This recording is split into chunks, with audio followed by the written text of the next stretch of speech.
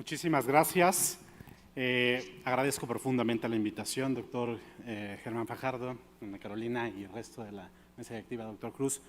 Me pidieron hablar de forma corta, y eso me cuesta mucho trabajo, acerca de un tema que me apasiona, que tiene que ver con las cuestiones de la microbiota, la respuesta inmunológica a las enfermedades alérgicas. Estos son mis potenciales conflictos de interés. Sin embargo, toda la información que voy a presentar está sustentada en artículos científicos. No me voy a inventar nada al respecto, y lo que les estoy transmitiendo es lo que está revisado por pares. Ya comentaba la doctora Burguete acerca de las cuestiones de la diversidad de la microbiota, y creo que tenemos que ir un paso más allá. Es simplemente pasar de dejar de describir, que es algo sumamente importante, ¿no? Alteraciones en cuestiones de firmicutes, actinobacterias, a tratar de entender lo que están haciendo, y es mucho de lo que ella en sus investigaciones ha estado haciendo.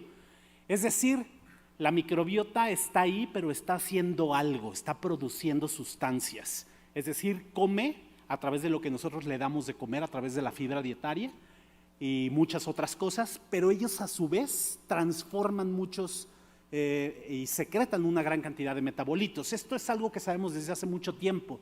Sabíamos que las sales biliares primarias tenían que sufrir una conjugación y transformarse hacia sales biliares secundarias. Sin embargo, ahorita ya lo estamos conceptualizando y entendiendo que esto es una de las tantas funcionalidades que tiene la microbiota.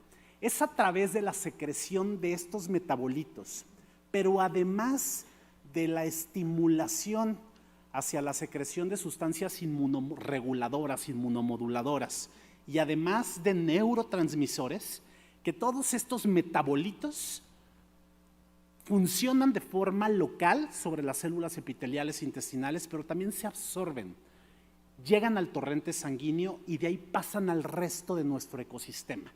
Por eso actualmente manejamos conceptos de eje microbiota intestino-cerebro, eje microbiota intestino-hígado, eje microbiota intestino-corazón, eje microbiota intestino-pulmón. No significa que las bacterias viajen a esos lados, eso serían sepsis, neuroinfecciones y habría que tratarlas. No, aquí es la forma en cómo se está comunicando esta microbiota con el resto de nuestro cuerpo. Y ya nos los adelantaban, si mucho de la microbiota se establece a través de nuestra alimentación, esas observaciones milenarias que veían los griegos, los chinos desde hace milenios, diciendo que mucho de lo que eres es tu alimentación y que tú puedes impactar en la evolución de tu proceso de salud de enfermedad a través de la alimentación, ahora se entiende y se conceptualiza el por qué o a través de qué mecanismo es, y mucho tiene que ver a través de esta microbiota.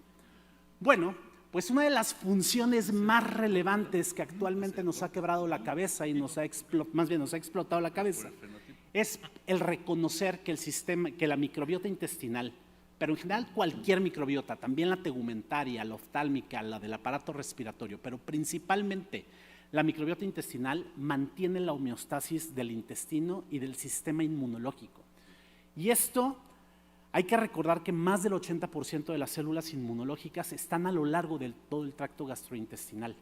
Y no están nada más ahí de lejecitos, están en pleno contacto con las células epiteliales intestinales e incluso como las células dendríticas, emitiendo prolongaciones que están sensando todo lo que nosotros estamos comiendo o todo lo que está pasando a través del tubo digestivo.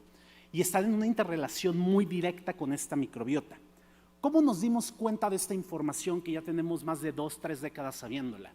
En estudios preclínicos en animales que fueron criados en esterilidad sin microorganismos, se comparaba y se identificaba cómo el sistema inmunológico estaba completamente aplanado, tanto desde el punto de vista celular como humoral. Pero además, la respuesta que tenían esos animales cuando de repente eran puestos en contacto incluso con microbiota habitualmente benigna o benéfica, generaba respuestas alérgicas, es decir, respuestas donde el sistema inmunológico no estaba funcionando bien porque no había sido previamente entrenado de forma adecuada. Vean cómo conceptualizamos actualmente como una bacteria probiótica, pero esto es el ejemplo que podría ser cualquier tipo de microbiota, incluso cualquier tipo de microbiota nativa de nuestros intestinos, establece a través de uniones muy específicas, principalmente con receptores parecidos al TOL o Toll-like receptors, Vean, uniones muy específicas y dependiendo de cómo se dé ese intercambio de información, liberación de citocinas, va a ser la forma en cómo esa célula dendrítica, que digo, sin tratar de caricaturizar, pero saben que es una célula demasiado chismosa que va y le dice al linfocito T cómo está ocurriendo esa interacción, va a ser la forma como el linfocito T va a interpretar. En la inmensa mayoría de las ocasiones, esta interpretación de toda la microbiota sobre el sistema inmunológico va a generar respuestas conocidas como respuestas de tolerancia. Cuando fracasa este mecanismo de tolerancia es cuando sobreviene la alergia. Y esto es uno de los mecanismos actualmente que estamos entendiendo a través del cual la alergia alimentaria se está presentando. Y ahorita que hablemos de los factores que condicionan una mala microbiota, se entenderá el porqué el racional de si verdaderamente hay un incremento en las alergias alimentarias. Es importante porque hay varios estudios que demuestran cómo las bacterias que tradicionalmente hemos mencionado que son benéficas, como lactobacilos y bifidobacterias, no es nada más por un romanticismo puro, sino porque verdaderamente este tipo de bacterias, la inmensa mayoría de estas, a través de la forma o del tipo de receptor con el cual se estén uniendo, van a producir respuestas benéficas desde el punto de vista inmunológico. Pero además, la propia microbiota, además de capacitar, de regular al sistema inmunológico, se convierte en una inductora de forma periférica, es decir, de forma a distancia.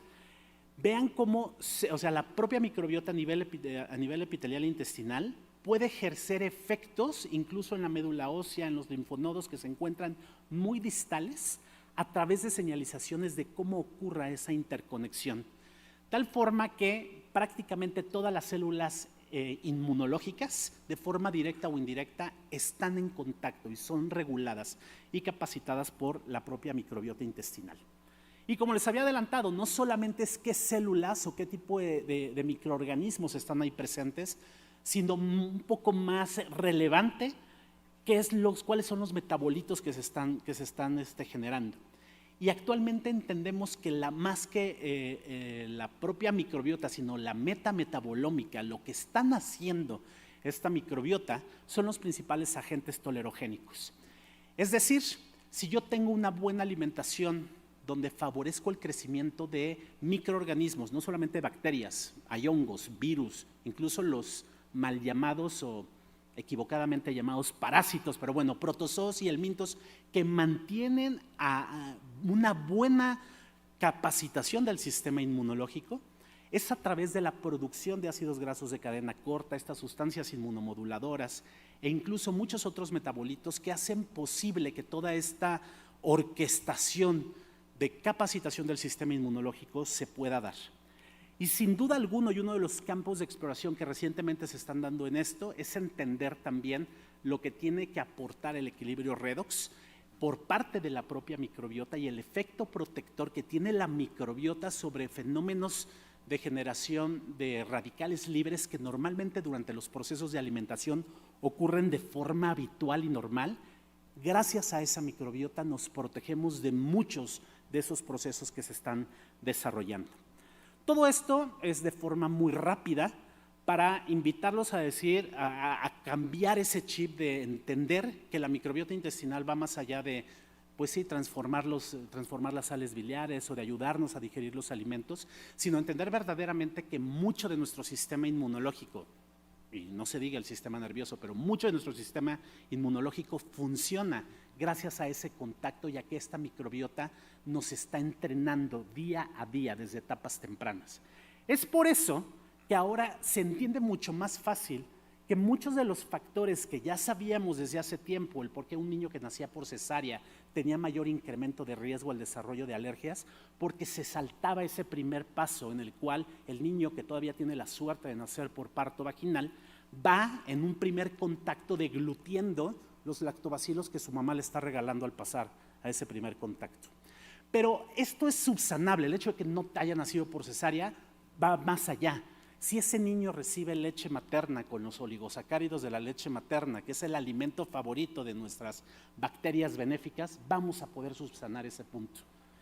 Pero, ojo, también entender que hay otros factores que juegan en contra, el uso de antibióticos, inhibidores de bomba de protones, medicamentos altamente usados, y digo, lamentablemente mal usados de forma frecuente, sobre todo en la población pediátrica, en etapas importantes del establecimiento del sistema inmunológico, donde se da este fenómeno de tolerancia, que son los primeros meses de vida, nos da a entender claramente el por qué actualmente estamos teniendo un incremento en todas estas enfermedades alérgicas. Y si bien es cierto, tenemos que cuidar la microbiota en todas las edades, pero en etapas tempranas, en estos primeros 1500, 2000 días, se vuelve fundamental. Entender los mecanismos a través de los cuales esto se está produciendo, sin duda alguna, nos va a llevar a tratar de establecer pues maniobras mucho más preventivas, que creo que es lo que todos en cierta medida buscamos. Sírvame la siguiente, esto es solamente un ejemplo, no pretendo englobar todas las cuestiones inmunológicas, pero actualmente el modelo conceptual a través del cual estamos entendiendo por qué una alergia alimentaria en el día a día o actualmente se está viendo incrementada es por al menos 3 factores. No sabemos en qué proporciones, pero 3 factores son muy relevantes. Baja exposición al sol, es decir, con consecuentes niveles de vitamina D insuficientes. La primoexposición del alergeno alimentario. Yo sé que a lo mejor no hay muchos pediatras acá, pero sabemos que la exposición dermatológica, es decir, que una mamá esté comiendo cacahuates y agarre a su hijo en los primeros meses de vida, es un factor de riesgo mucho mayor para el desarrollo de una alergia alimentaria que la exposición por vía oral, porque la exposición de las células dendríticas a nivel de la piel o cómo se ejerce la tolerancia a nivel dermatológico es muy diferente. Pero sobre todo, alteraciones en la microbiota son factores que se identifican claramente en el día a día como factores de riesgo. Por lo tanto, todo lo que vaya dirigido a tratar de mejorar esa microbiota, prevenir, o si ya se dañó, tratar de revertirlo desde etapas tempranas, potencialmente tendría un efecto de tratar de reducir todos estos efectos sobre el sistema inmunológico y potencialmente todas las enfermedades, tanto alérgicas como autoinmunes, que se pueden llegar a presentar. Por lo tanto, como mensajes finales de esta muy breve embarradita es: la microbiota humana juega un rol en la capacitación y regulador del sistema inmunológico. Nos guste o no nos guste aceptarlo, porque sí que parece como si nos estuvieran gobernando los microorganismos, pero pues en cierta medida vivimos en ese mutualismo, ¿no? Y hay que abrazarlos y entenderlos, ¿no? No matarlos, como siempre se nos dice. Diversos factores pueden afectar esta microbiota y potencialmente impactar en el adecuado funcionamiento del sistema inmunológico. Esto sin duda ya hay evidencia preclínica y clínica en diversos estudios que lo demuestran, y por lo tanto estos factores se convierten en factores riesgosos para el desarrollo de enfermedades alérgicas y autoinmunes. Muchísimas gracias. Doctor Rodrigo, muchas gracias por el mensaje tan puntual. Ahora le pido a la doctora Ana Teresa Abreu que nos hable sobre, bueno, qué opciones tenemos, porque ya estamos hablando de pura enfermedad, pero seguramente la doctora va a decir, ahora estos son los productos que se pueden consumir. Adelante, doctora.